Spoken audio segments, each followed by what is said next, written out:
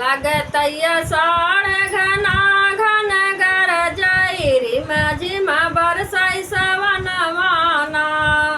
लागतैया साढ़ घना घन गर जैरी मझिमा बरसाई सवनवाना।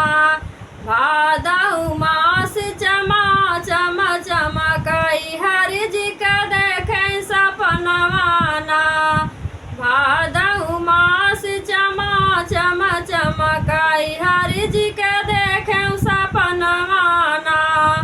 कुआर मास दशमी का मेलावा कार्तिक दीपक ले सनवाना।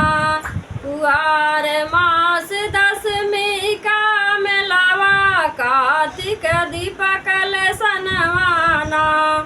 अगहन मास हमाई नहीं भावई सब सखी चाली गवनवाना। अगहन मास हमाई नहीं भावई सब सखी चाली गवनवाना। पूस मास बड़ी ठंडी लगत है मघवा कपत कर जवाना।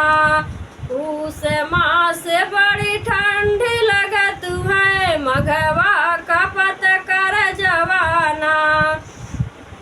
फागुन मास देवर घर नाही केही संग खेलब रंगनवाना।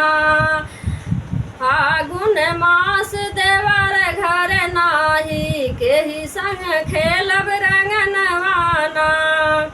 चैत मास बनठे सुफुलाई चैत मास बनठे सुफुलाई। बैसखवा देखे अवनवाना।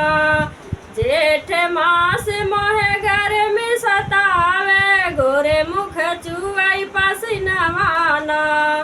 जेठ मास मोहे गर्मी सतावे गोरे मुख चुआई पसीनवाना।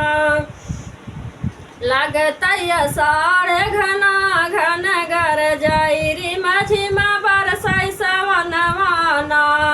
लागतैया साढ़ घना घन गर जैरी मझिमा बरसाई सवनवाना।